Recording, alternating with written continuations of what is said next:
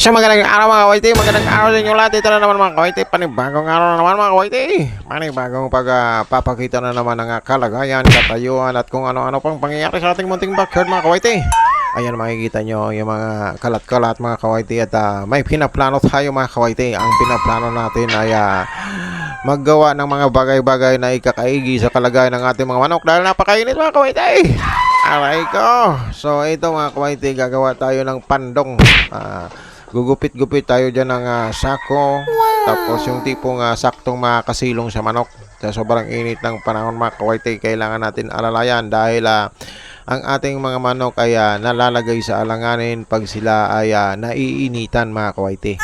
Pag ini-standby naman natin sila sa loob ng ating bakuran, yung may pandong-pandong nating mga bahay ng manokan is alinsangan naman. Nahingal-hingal naman sila ba ng todo. Mas maganda-gandang sa labas sila dahil nakakalakad-lakad sila, nakakapag-pagaspas ng pakpak, nakakapagpasingaw ng init ng pangangatawan nila mga kawaiti.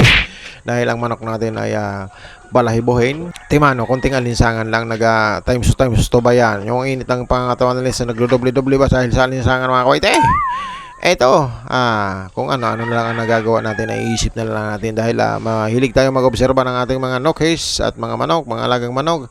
Ganito tayo, kung ano ang kayang-kaya ng gawin ng ating kakayanan o yung ano ba yung kaya lang natin gawin. Gawa tayo ng pandong-pandong mga kawaiti, gagawa tayo ng sako, tutukuran natin para pag ang manok bumaba mayroon silang parang silungan sa baba. Kasi sa taas mayroon din yung bang ano ba, yung bang payong-payong, yung mga tipi-tipi natin mga kawaiti. Mayroon yung payong-payong na nakalagay. Kaso hindi makagalaw ang manok kasi andun lang siya sa sa dapuan. So minsan nababa ang mga yan. So pagdating nan sa baba, sobrang init naman, ito ang ilalagay natin. Pandong para mayroon silang silungan mga kawaiti. Lakad-lakad, kahig-kahig, tapos silong-silong. Mga ganon bang sistemang galawan nila. So dahil mayroon tayong mga insidente base sa obserbasyon natin sa ating munting backyard ng manukan is talagang sabi ko nga, kung hindi natin gagawin yung ganitong alternatibong pamamaraan or paglalagay ng konting silungan sa kanilang mga lagayan ng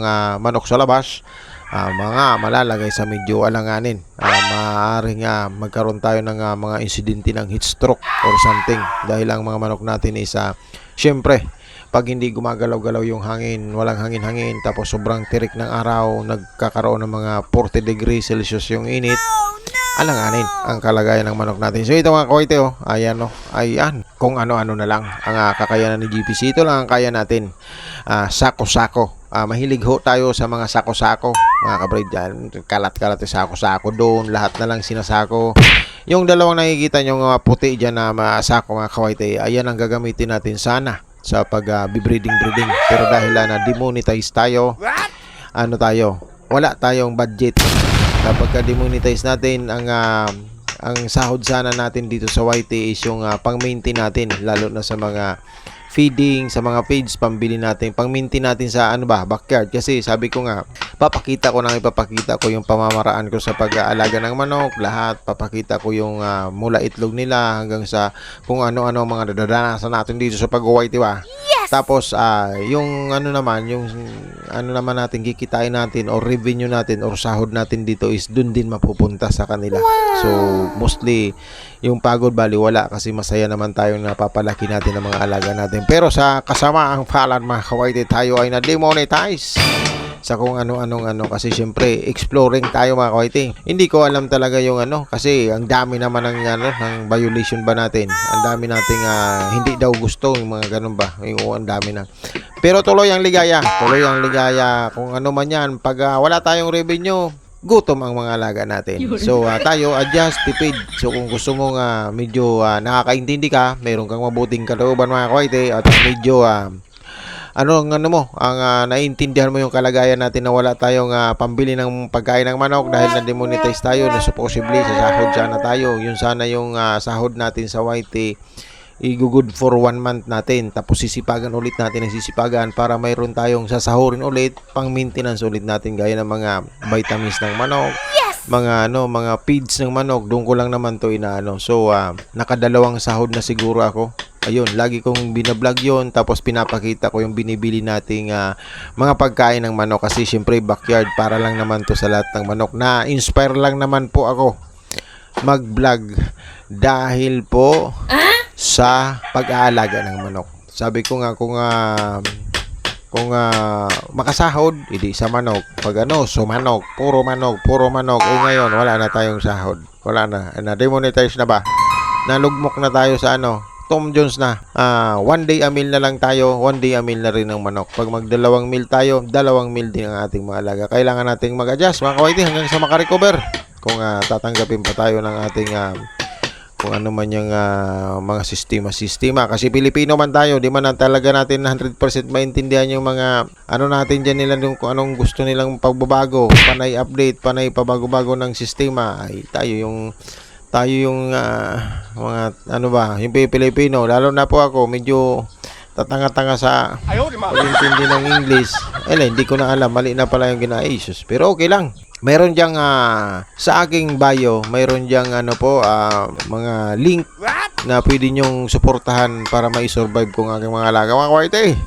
Mas maganda-ganda sana kung ma-improve ko pa yung pag-alaga. Pero kung medyo naman kayo, walang puso at okay lang, walang problema, basta ako tutuloy lang tayo. Sa may mga puso, nasa bio yung aking buy me a coffee. Yan, pwede yan, direkta yan makakapunta dun sa atin dahil tayo, marami dyan.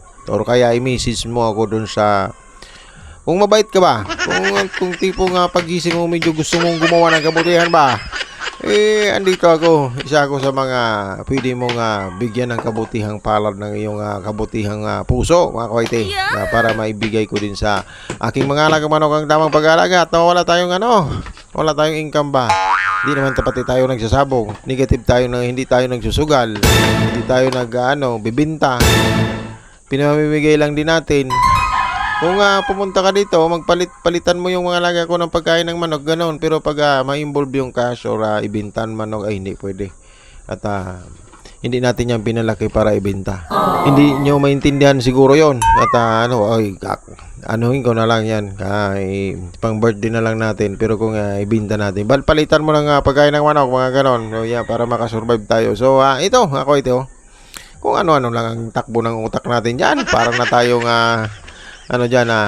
tiwi-tiwi na ba doon sa pagmamanok, puro manok, manok, yan, papasanin mo yun, na-imagine mo yung na yan, nasa bundok ako, yung 2 sako na yan, kaskasan ng manok yan, mga pinagtistisan ng mga kahoy, pinapasa natin yan mula doon sa bundok. Tapos all of the sudden, there was your heart of mine na naman ang nangyari doon sa white natin. Kaya ayun, para tayong ngayon,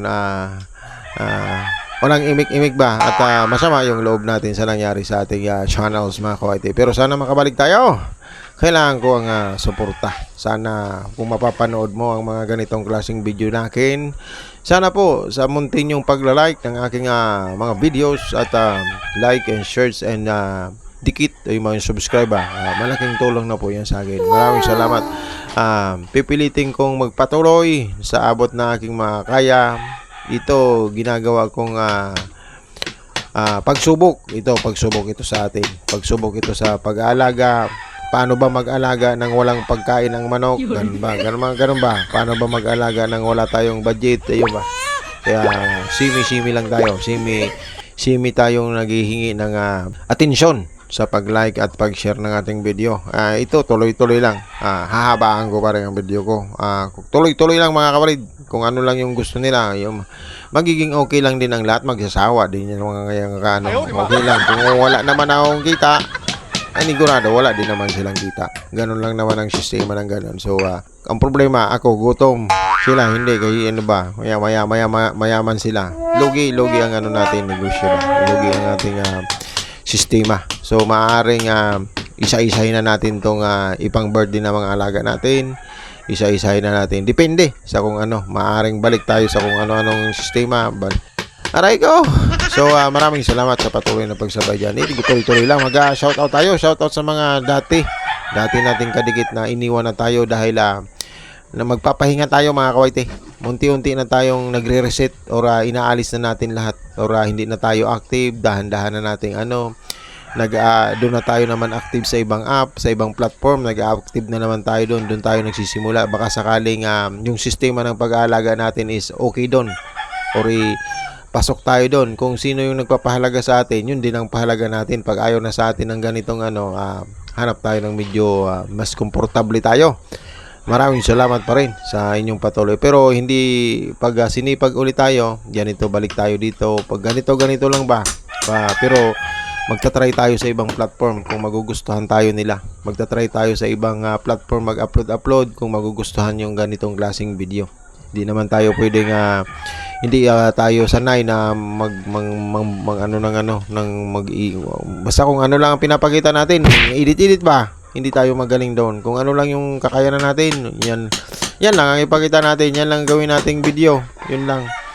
So medyo stress, nakaka-stress talaga kasi kung mayroon naman tayong mayroon naman tayong sapat na kapasidad or pera, baka kahit 3 bihis pa tayong ilaglag, kahit hindi ko nga buksan yung diyan, yung revenue diyan, hindi ko buksan yan. Pero dahil wala din, yun din ang inaasahan natin kasi yun din ang natin pang maintain, wala tayong magawa. Stress talaga tayo. Kaya ako ito, kung ano-ano na lang nililibang natin ba.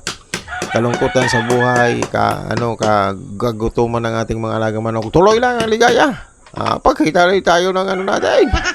Kung ano lang. Basta kailangan maging matatag tayo sa pagsubok na hamon. Na kung ano-ano man yung update or panibagong mga batas-batas na kailangan nating sundin na hindi naman talaga natin 100% na susunod. English yung Jesus Maria Joseph. Hindi ko alam kung ano yung mga talagang pag-anuhin mo, napakadami naman. Tayo, wala naman tayong pinag-aralan. Tanging alaga lang tayo ng manok, pakita sa viewers, hanap ng kasiyahan, alaala. Ganoon na lang ang mangyayari. Alaala na lang natin to sa ating buhay. Maraming salamat. God bless po.